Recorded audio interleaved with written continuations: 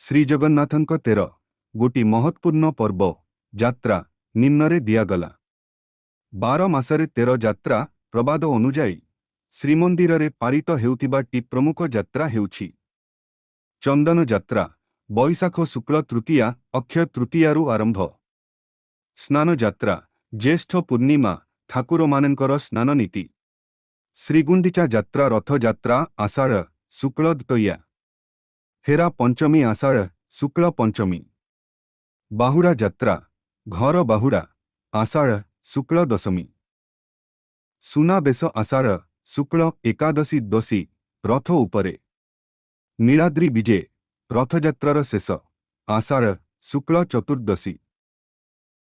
ଶ୍ରୀହରି ଶୟନ ଶୟନ ଯାତ୍ରା ଆଷାଢ଼ ଶୁକ୍ଳ ଏକାଦଶୀ ନୀଳାଦ୍ରି ବିଜେ ପରେ।